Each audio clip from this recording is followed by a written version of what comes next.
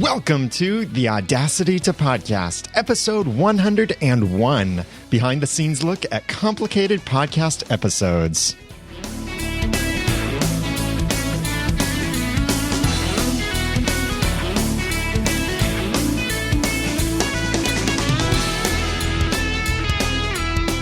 Thank you for joining me for another episode of the Audacity to Podcast. This is a how-to podcast about podcasting and using Audacity.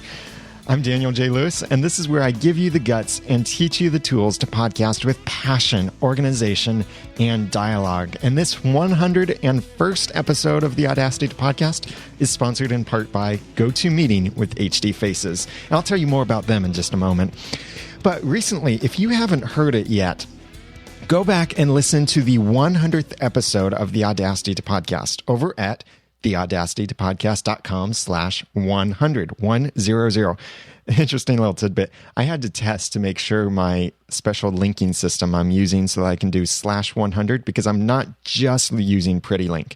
Actually, I use PrettyLink Pro, but I'm not just doing PrettyLink. So I had to make sure that this whole HT access and 301 redirect system and everything could handle a 3-digit number because I realized as I was getting close, it's like, oh, I should check this.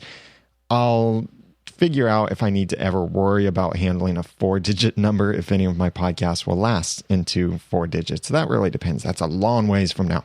But anyway, go back and listen to the 100th episode where I shared these 100 tips from you guys, you amazing listeners and amazing podcasters. The tips were from other podcasters, from listeners who shared tips that they wished other podcasters would do.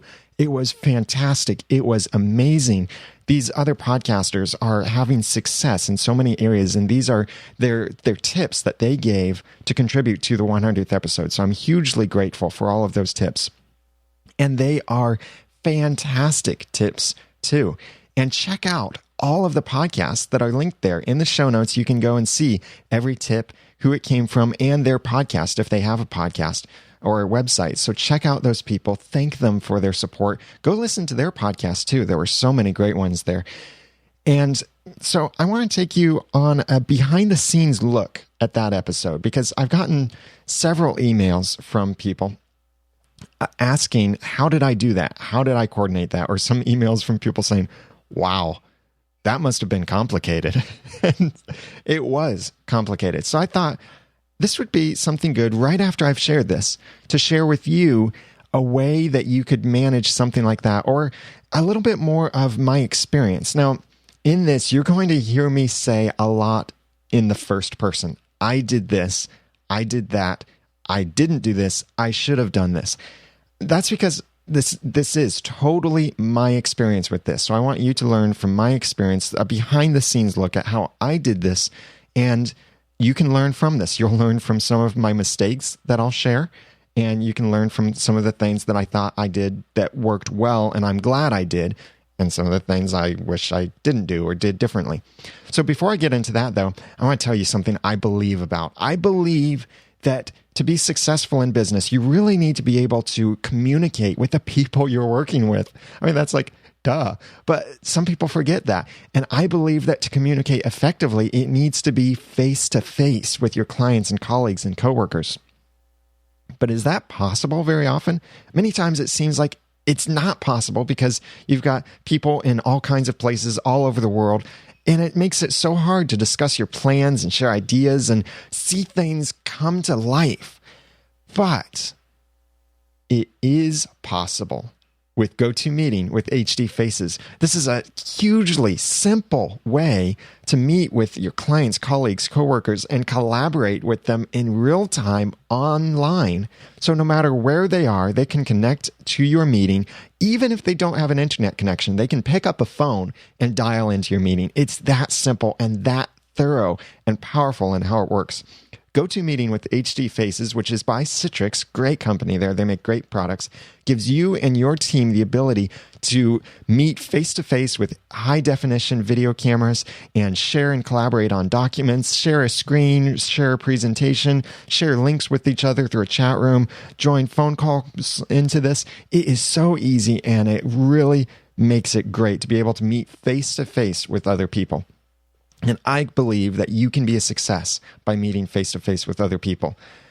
I love it because it's so easy to use, so quick, so efficient at what it does. And you can try GoToMeeting free for 30 days. Don't wait. For this special offer, visit gotomeeting.com, click on the Try It Free button, and use the promo code podcast. Be sure to use the promo code podcast. GoToMeeting. Meeting is believing. Thank you, Citrix, for your support of this episode of the Audacity podcast. Now let's talk about what it was like managing this thing. Now, when I had this 100th episode coming up, first of all, and this isn't, by the way, I'll have some of these notes in the show notes over at theaudacitypodcast.com/101. But when I realized the 100th episode was coming up, I wanted it to be something special. I mean, 100, that's a big number. It's 3 digits. That's a big number for a podcast. Many podcasts don't make it past their 7th episode. I recently compiled a list of all of the Once Upon a Time podcasts and posted it on our Once Upon a Time podcast website over at oncepodcast.com. You can check out that list, by the way, oncepodcast.com/more podcasts.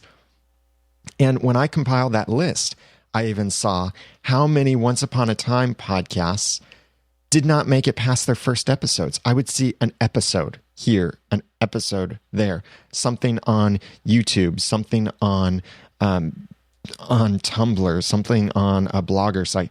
And it was just 1 or 2 episodes, and that was it. So most podcasts don't make it past their first episode. Many, though, do.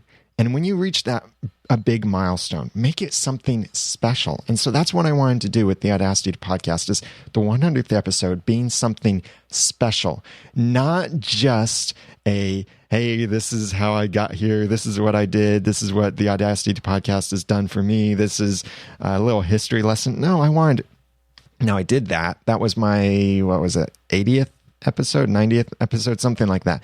I did share when it was the actual 2-year birthday or anniversary of the Audacity podcast. I did share some of what the Audacity podcast did for me and how that could potentially inspire you to do something similar in what podcasting could do for you and how it's worked for me and what it's helped me accomplish in my life.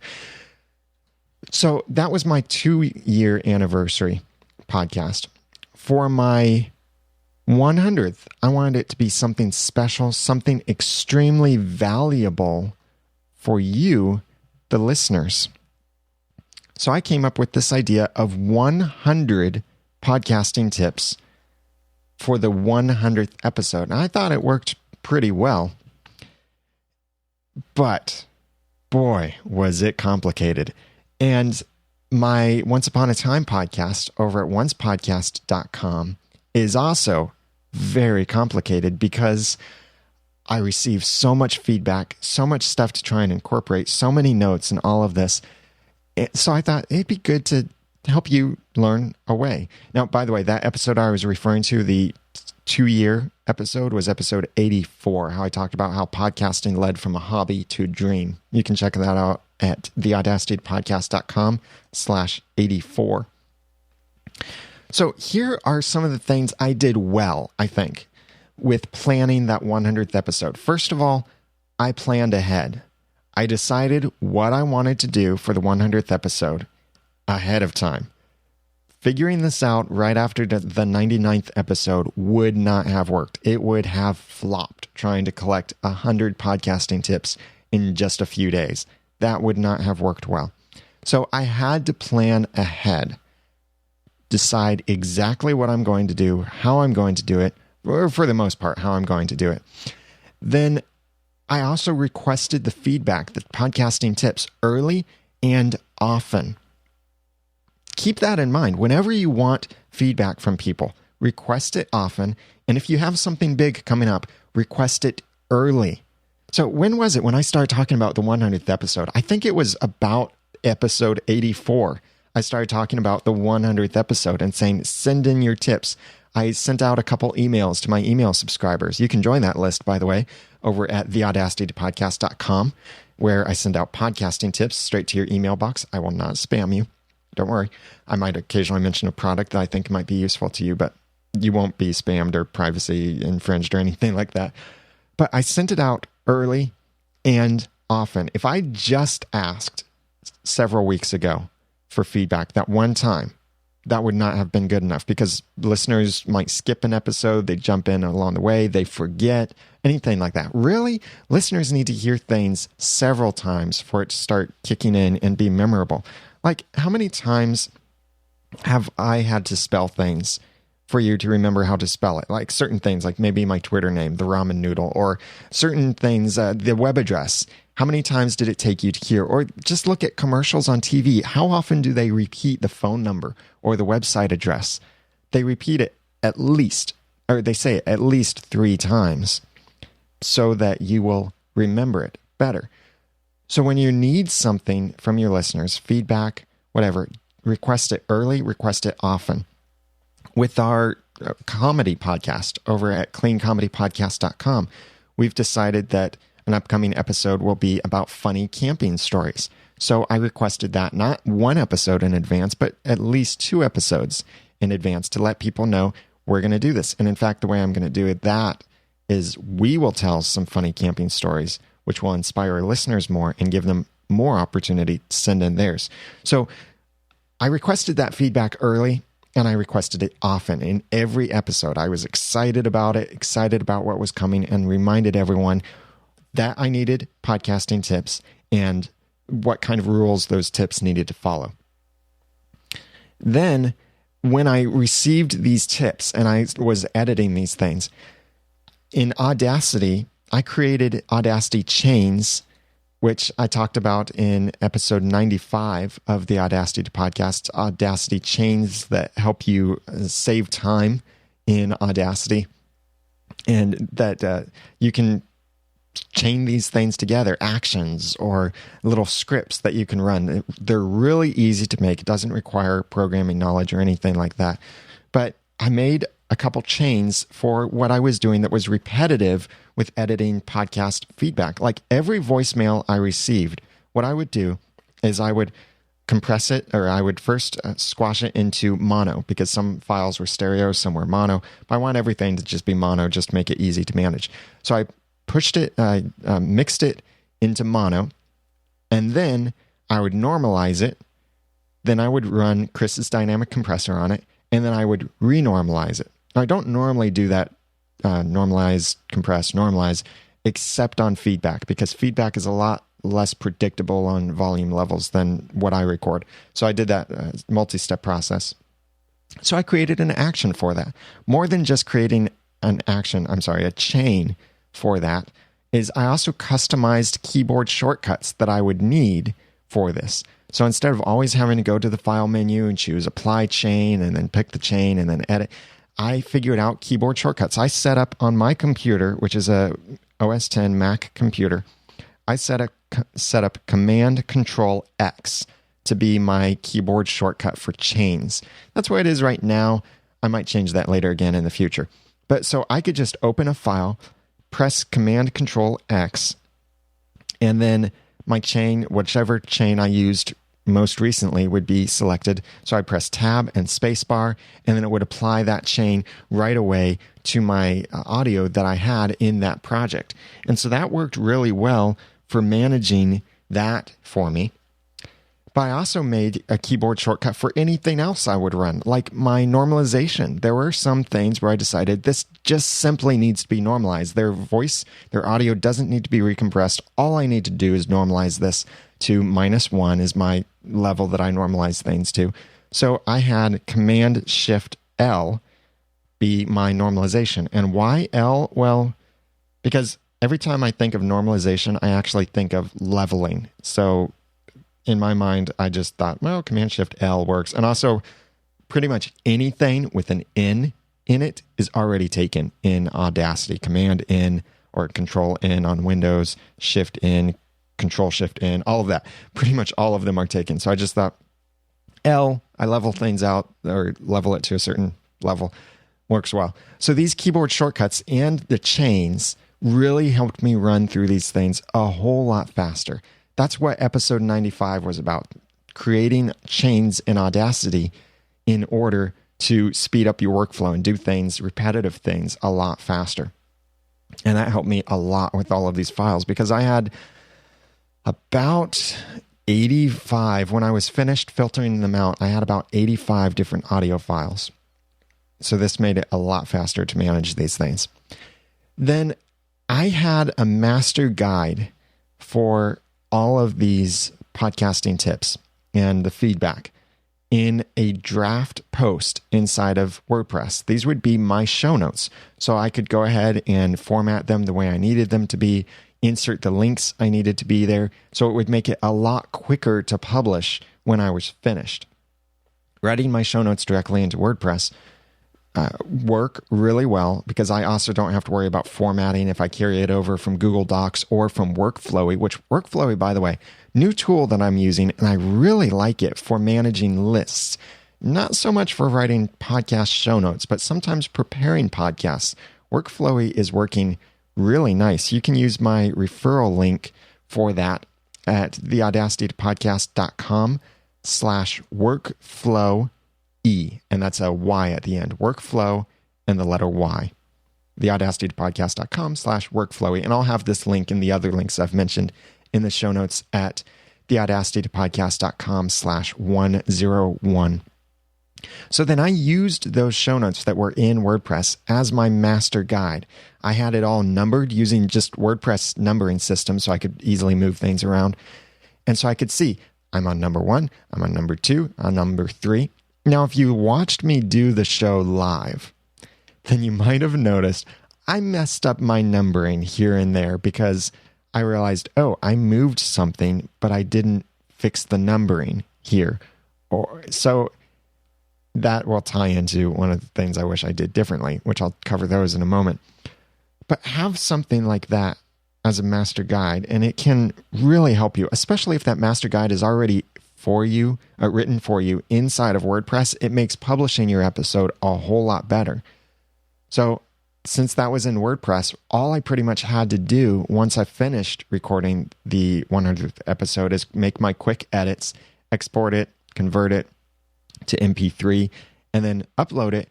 And my show notes are almost done. I just had to write a few extra things, correct a few things here and there, and publish. So it made it so much easier to do that. Along with that, the document, my WordPress draft post was my master guide, but then I also numbered my files. Since I had all of these audio feedback files, I numbered them and named them very simply, instead of trying to name them based on what the tip was. Because my soundboard app, which is Soundboard, it's from Ambrosia, it's for OS X, my soundboard app does not display a whole lot of text for each sound that I drag into it. And in fact, it doesn't hold a whole lot of buttons. It only holds 32 buttons per panel, I guess you could say. So I made multiple panels, dragged my podcast feedback into these multiple panels. And then that's how I played the different feedback. So I numbered my files, though, so I could make sure that the number I was looking at and was about to play was the number in my master show notes as well. Or you could use Google Docs for this too. I like it in WordPress because it's very simple for publishing later. And then naming them simply because I just named them the person's name because that was enough for me to see how that tip lined up with my master guide, my notes.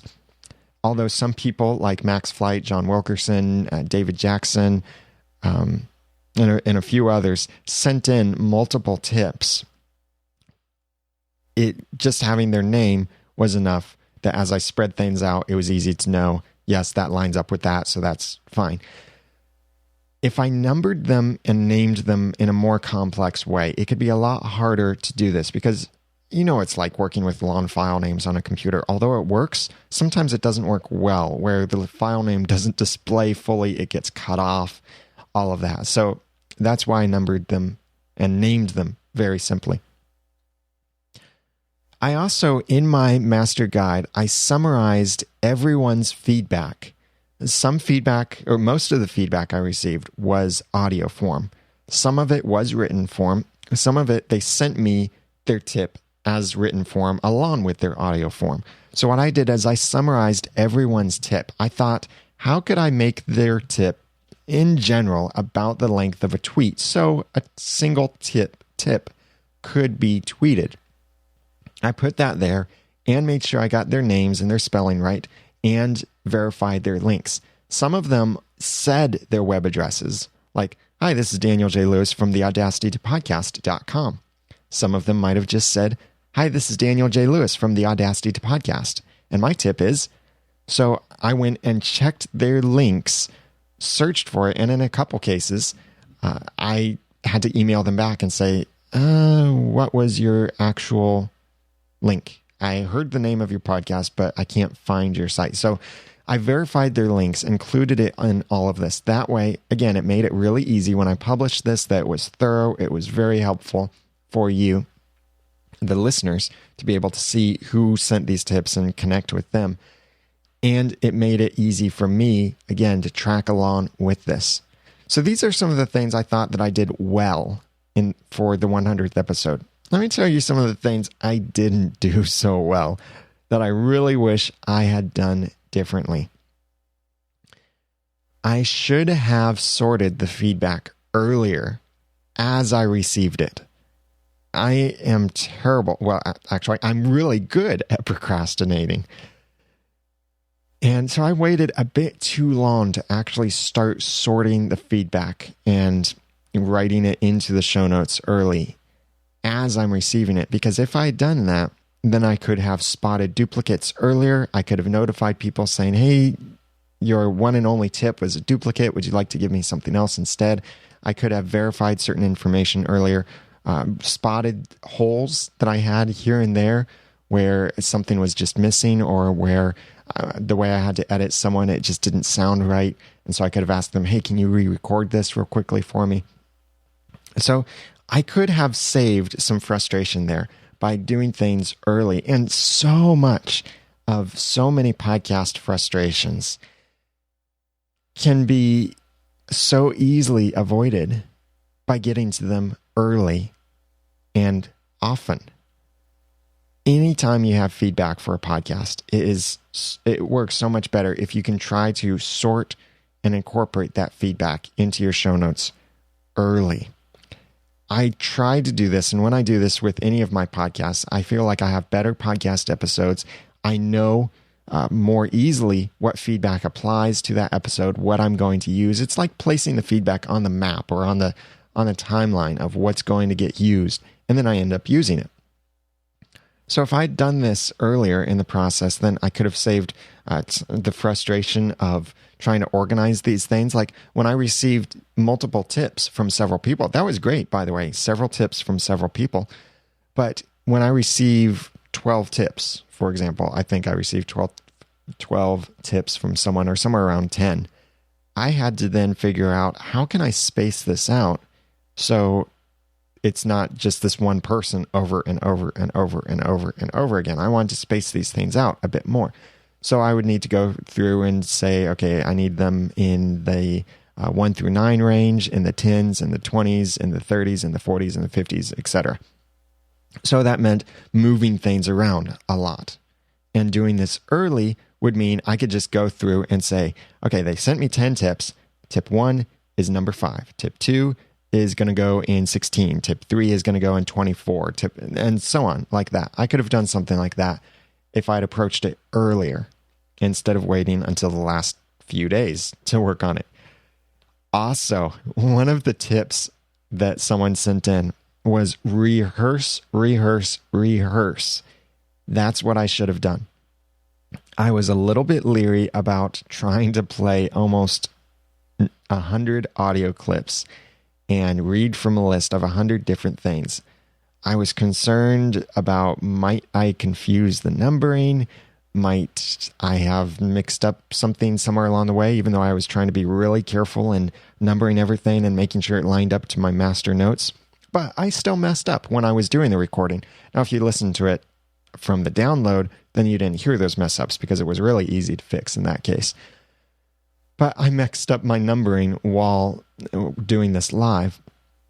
So if I'd rehearsed, then I would have realized, oh, that tip doesn't line up here. That doesn't line up there. Now, not every podcast you do requires that you rehearse, but I think definitely rehearse in certain small portions. Sometimes rehearsing can just be reading someone's feedback, getting familiar with their grammar or what they mean in certain places. Because, even if someone writes good grammar, then it can still be hard to read sometimes.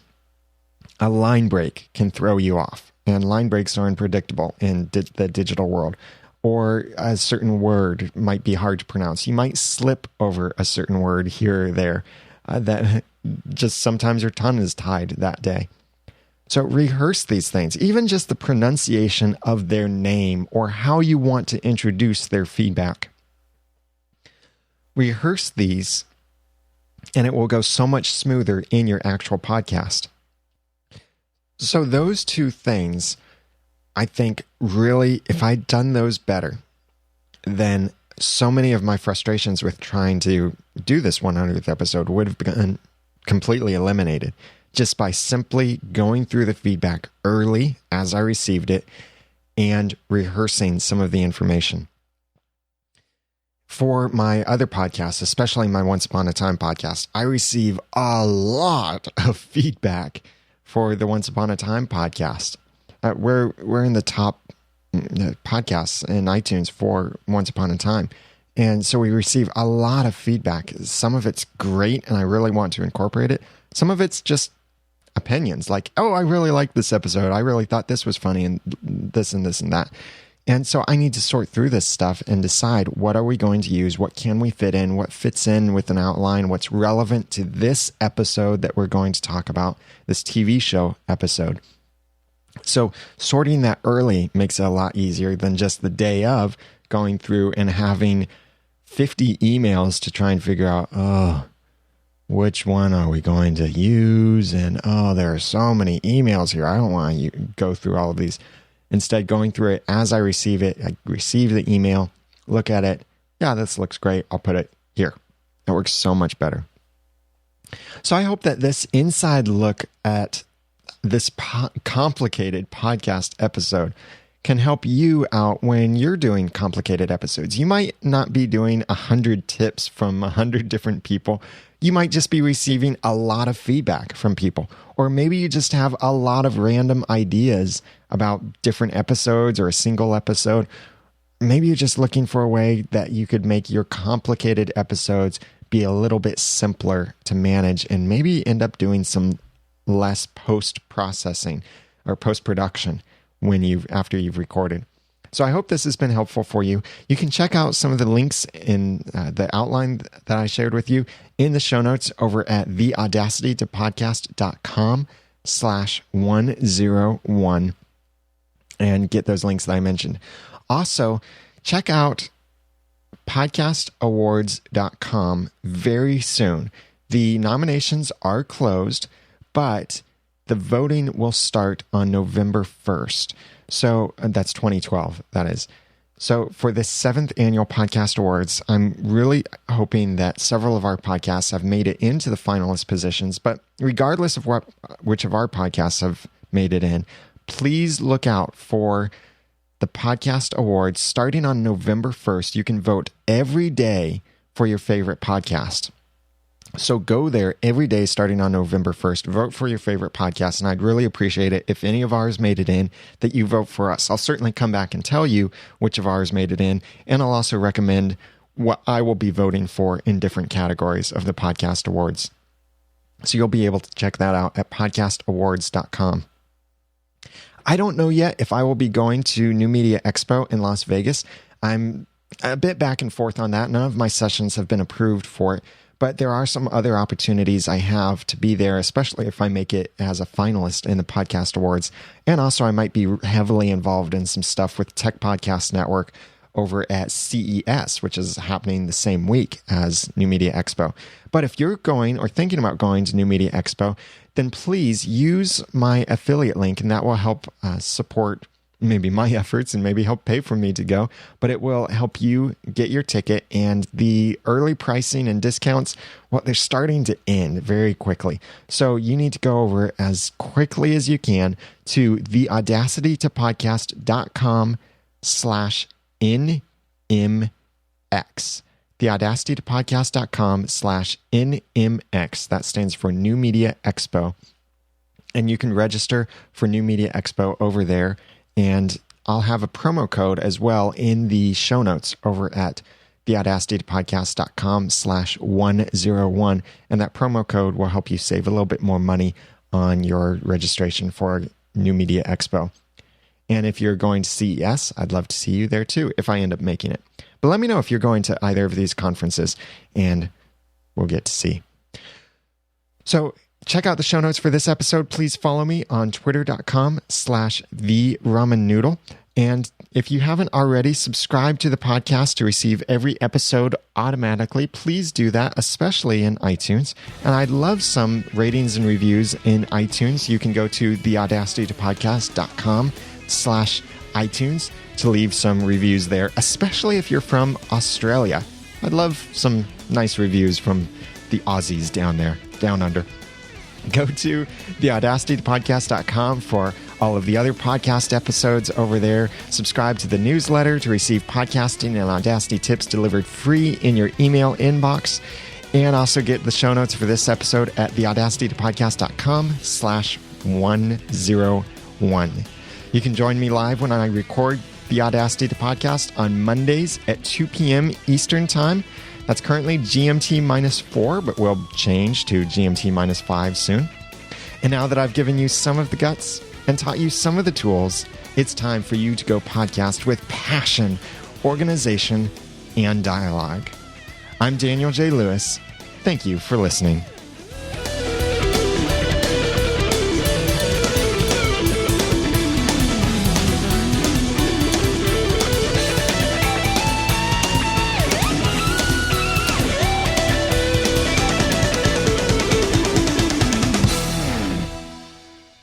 The Audacity Podcast is a proud member of Noodle Mix Network. Find more of our podcasts to make you think, laugh, and succeed at noodle.mx. Like you can learn to be productive from beyond the to-do list. You can theorize about the Once Upon a Time TV show from Once Podcast. You can laugh with our clean comedy podcast. You can build a Christian worldview from Christian Meets World.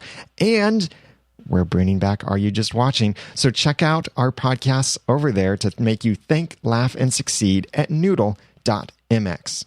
The Audacity Podcast is also a proud member of the Tech Podcast Network. If it's tech, it's here. Find the podcasts about all kinds of technology, medical technology, personal technology, blogging, video stuff, gadgets, news, and so many things. iPads, iPods, Android phones, Windows phones, all sorts of things there. Find so much more about technology at techpodcasts.com.